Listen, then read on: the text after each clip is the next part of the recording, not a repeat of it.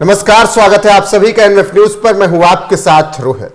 बंगाल काफी दिन से चर्चाओं से थोड़ा दूर था, लेकिन जब चर्चाओं में आया तो ऐसा चर्चाओं में आया है कि पूरे देश की नींद हराम हो गई है। जी हां, टीएमसी नेता के घर में बेहद महंगा केमिकल कैलिफोर्नियम बरामद किया गया है और 1 ग्राम की कीमत जानते हैं कितनी है? 17 करोड़ रुपए। जिसके बाद अब तमाम सवाल उठ रहे हैं। उन्हीं सवालों के जवाब ढूंढने की कोशिश करेंगे। मेरे सहयोगी अभिषेक पुंडीर और वरिष्ठ पत्रकार पंकज प्रसून मेरे साथ मौजूद हैं। पंकज जी, पहला सवाल आपसे ही थोड़ा समझाइएगा कि ये कौन सा केमिकल है और इतना महंगा क्यों है, किस काम में आता है और टीएमसी नेता के घर में क्या कर रहा था? नहीं रोहित, ये रेडियो एक्टिव सब्सटेंस है। ये केमिकल नहीं है। न्यूक्लियर बम और न्यूक्लियर रिएक्टर बनाने के काम, जो न्यूक्लियर रिएक्टर में जो फ्यूजन होता है ना, उसका जो मेन कोर सब्सटेंस है यही कैलिफोर्नियम है। ये आपने सुना होगा कि कई देश चोरी छिपे न्यूक्लियर बम बनाने की कोशिश कर रहे हैं। और पाकिस्तान के एक साइंटिस्ट थे अब्दुल कादिर खान, और उन पे आरोप लगा था कि उन्होंने न सिर्फ यहां वहां से चुराकर पाकिस्तान के लिए न्यूक्लियर बम तैयार किया, बल्कि उन्होंने चोरी छिपे ईरान को बेचा भी।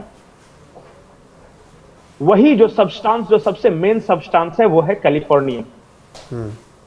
अब पूरी कहानी आप सुनिएगा तो हैरान रह जाइएगा।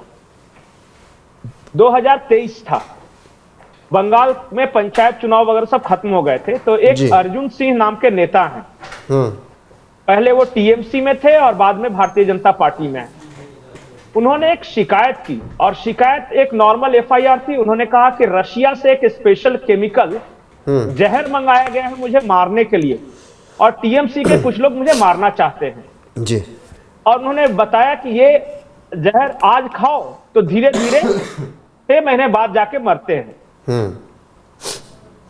अब रशिया से स्पेशल केमिकल आया है, ये समझ में नहीं आया।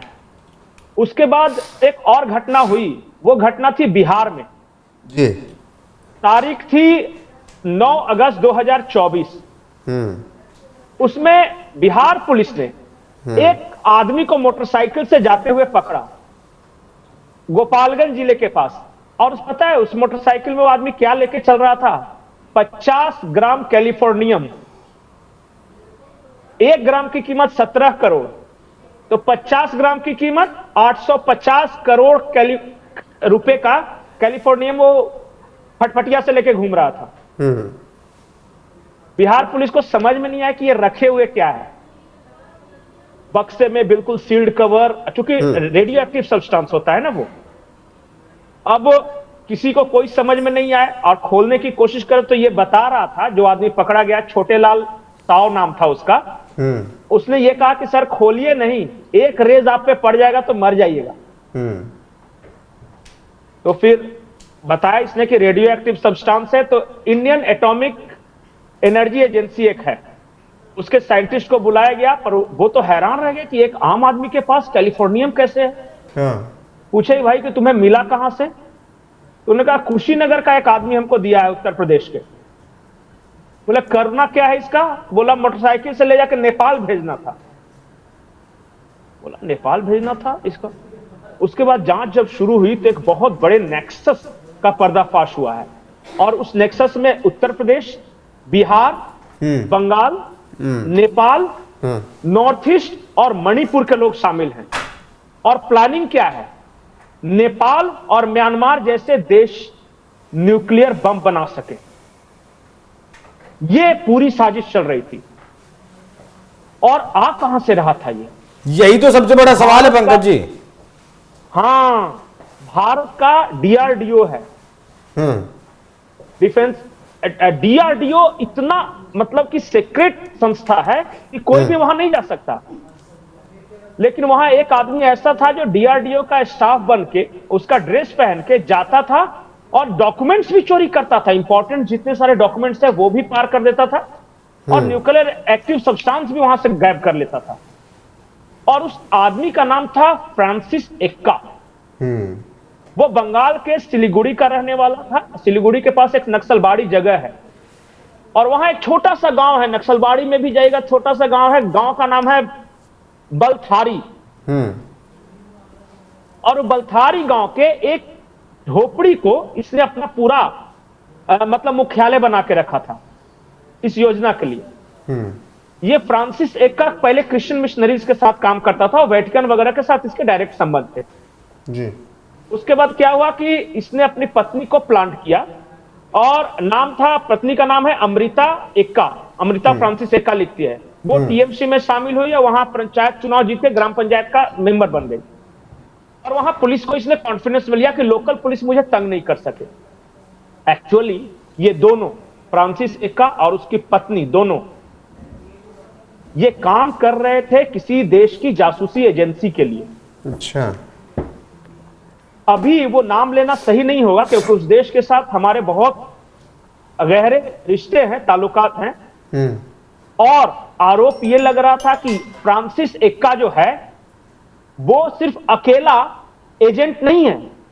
इस देश में उसने 117 एजेंट्स के नाम लिए हैं जो कि इस पूरे न्यूक्लियर मिशन में काम कर रहे हैं और कुछ बड़े पॉलिटिशियंस, ठीक है, और कुछ बड़े बिजनेसमैन इस नेटवर्क में, नेक्सस में शामिल हैं। ठीक है।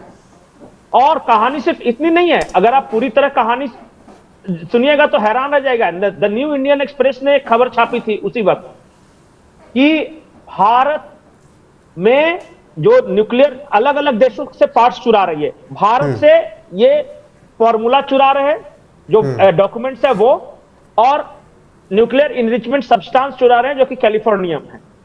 उसके बाद पाकिस्तान से चोरी की जा रही है। अब जरा सोचिए कि नेपाल या म्यांमार जैसा राष्ट्र अगर न्यूक्लियर बम बना लेता है, सिर्फ 6 देशों के पास है अभी, उसमें भारत पाकिस्तान इधर है, उधर फ्रांस है, चाइना है, अमेरिका है, ब्रिटेन है, रशिया। बिल्कुल पंकज जी। और छोटे छोटे देशों में अगर इस तरह न्यूक्लियर वेपन्स की चोरियां होने लगी तो कितना बड़ा ये खुलासा है। ठीक है पंकज जी, आता हूं। अच्छा, छापेमारी में कौन शामिल था? हाँ। एनआईए और मिलिट्री इंटेलिजेंस के लोग। मिलिट्री इंटेलिजेंस आमतौर पे इन्वॉल्व नहीं होती सिविल छापेमारी में। आता हूं पंकज जी, लेकिन अभिषेक, इंटरनेशनल रैकेट है। अभिषेक, टीएमसी के नेताओं और टीएमसी मान लीजिए टीएमसी नेता के ये पति हैं जिनको गिरफ्तार मतलब जिनके यहाँ से ये मिला है केमिकल, तो टीएमसी के नेताओं, उनसे जुड़े हुए लोगों की मानसिकता क्या यही है कि देश विरोधी काम करना है? देखिए, ये कोई नई बात तो नहीं है रोहित। इससे पहले टीएमसी नेताओं के घरों से सुरंग भी मिल चुके हैं जो सीधे बांग्लादेश जाती हैं। सोने की तस्करी, गाय की तस्करी, मादक पदार्थों की तस्करी उन रास्तों से होती है। साथ ही एनएसजी जब जाती है संदेश खाली में, वहां टीएमसी नेताओं के घर में एक बंकर मिलते हैं जहां से देसी बम, अंग्रेजी बम और विदेशी हथियार भारी मात्रा में मिलते हैं। तो ये मुझे नहीं लगता कि टीएमसी नेताओं के लिए और बंगाल में जो घटनाएं हो रही है बंगाल के लोगों के लिए बहुत कोई ज्यादा नई बात है। पंकज जी ने एक बात कही कि अगर छोटे छोटे देश भी न्यूक्लियर बम बना लेंगे तो फिर कितनी बड़ी समस्या है। लेकिन जिस तरीके से घर में रखे हुए था ये कैलिफोर्नियम, अभी तक ये तो नहीं पता चल पाएगा कितना कैलिफोर्नियम इसके पास से मिला है। जब एक व्यक्ति 50 ग्राम कैलिफोर्नियम, 850 करोड़ रुपए का कैलिफोर्नियम फटफटिया से लेकर जा सकता है, तो इसके पास कितनी मात्रा में ये बम है। और बंगाल को एक अलग राज्य या फिर अलग देश बनाने की मांग लंबे वक्त से की जा रही है। तो पंकज जी, क्या ऐसा नहीं हो सकता कि ये सब कुछ हिंदुस्तान को बर्बाद करने के लिए कोशिशें की जा रही थी? बिल्कुल उसी पे मैं आ रहा हूं। जिस देश की जासूसी संस्था का नाम लिया जा रहा है और वो हाल के दिनों में भारत में तख्ता पलट की कोशिशों में और भारत को बर्बाद करने के मिशन पे जुड़ा हुआ है। मैं एक इशारा कर देता हूं कि मैंने बताया इससे पहले कि ये फ्रांसिस एक्का के सीधे संबंध वेटिकन और यूरोपियन देशों के साथ थे, डायरेक्ट रिलेशंस। और सोचिए, एक क्रिश्चियन मिशनरीज का आदमी जो कि क्रिश्चियनिटी फैलाना चाह रहा है और वो यहां एक एजेंट के रूप में भी काम कर रहा है और इसकी पहुंच डीआरडीओ तक है जी। एक विदेशी एजेंट्स की पहुंच डीआरडीओ तक होना अपने आप में हैरान कर देने वाली खबर है। और वहां से न्यूक्लियर रेडियो एक्टिव सब्सटेंस चुरा ले जाना ये आसान नहीं है। और जब तक कोई अंदर का हाई प्रोफाइल आदमी इन्वॉल्व नहीं हो, आम स्टाफ की भी पहुंच नहीं होती वहां तक। पंकज, ये खबर कुछ वैसी ही नहीं है जैसे 80 के दशक में एक क्लर्क ने भारत सरकार का गृह मंत्रालय हो, रक्षा मंत्रालय हो, या फिर तमाम जितने भी हमारे मुख्य मंत्रालय हैं, सबके दस्तावेज चोरी करके किसी दूसरे देश को भेजे। मुझे याद है एक कहानी मैंने पढ़ी थी, वो एक फोटो स्टेट की दुकान पर फोटोकॉपी भी करवा कर लेके आते थे, और वहां श्रीलंका के साथ हमारे देश की कोई मीटिंग थी। हम श्रीलंका के बारे में क्या सोचते हैं, हमारा श्रीलंका के बारे में क्या कुछ प्लान है, वो रोहित श्रीलंका तक पहले ही पहुंच चुका था। वो दस्तावेज जो एनआईए के पास होने चाहिए थे, या रॉ के पास जो दस्तावेज थे, वो दस्तावेज पहले ही श्रीलंका के पास पहुंच चुके थे। और जब दोनों देशों की द्विपक्षीय वार्ता हुई, मीटिंग हुई, और श्रीलंका की तरफ से पूछा गया कि आप हमारे बारे में क्या कुछ सोचते हैं, तो भारत ने अपना वही न्यूट्रल जो जवाब दिया वो दिया, लेकिन उन्होंने दस्तावेज हमारे सामने रख दिए। ये ठीक वैसा ही जिस तरीके से जासूसी पहले हो चुकी है, भीतरघात हो चुका है। जी पंकज जी। जी बिल्कुल बिल्कुल। अब मैं बार बार ये बोल रहा हूं कि ये उससे भी ज्यादा खतरनाक है।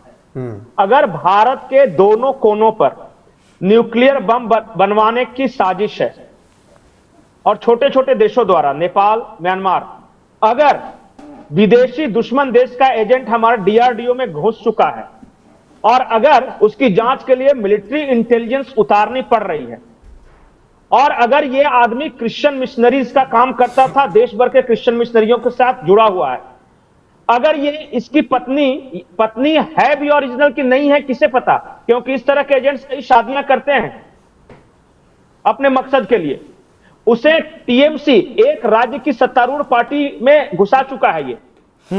तो इस एजेंट की पहुंच डीआरडीओ तक है, इस एजेंट की पहुंच नेपाल, म्यांमार के हाई प्रोफाइल लोगों तक है, इस एजेंट की पहुंच बड़े बड़े बिजनेसमैन तक है, बड़े बड़े गवर्नमेंट ऑफिशियल्स तक है, इस एजेंट की पहुंच सत्तारूढ़ पार्टी तक है। अब समझिए, यह इकलौता नहीं होगा, इसने तो खुद ही बताया है कि हमारे पूरा नेक्सस काम कर रहा है इस देश में, इसे ही डीप स्टेट्स कहते हैं। बिल्कुल। उन्होंने जो दुश्मनों ने हमारे देश के अंदर जो अपने लिए एसेट्स तैयार किए हैं, इसे आप ब्लैक एसेट्स कहें या डीप एसेट्स कहें, जासूसी की भाषा में इसे ही कहते हैं। ठीक है पंकज जी। फिलहाल मुझे लगता है कि अब दर्शकों को पता चल गया होगा कि क्या कुछ पश्चिम बंगाल में हुआ, किस तरीके से ये खबर निकल कर आई, और दार्जिलिंग के नक्सलबाड़ी इलाके में किस तरीके से टीएमसी के से जुड़े लोगों ने, नेताओं ने किस तरीके से ये बड़ी साजिशें रची हैं। फिलहाल जांच का विषय है, आगे जांच में जो कुछ निकल कर आएगा आप तक जरूर पहुंचाएंगे। पंकज जी जुड़ने के लिए अभिषेक, आपका दोनों का बहुत बहुत शुक्रिया। अब आप लोगों की जिम्मेदारी है कि वीडियो को शेयर करें, लाइक करें, चैनल को सब्सक्राइब करें, कमेंट करके अपनी राय देना ना भूलें। नमस्कार।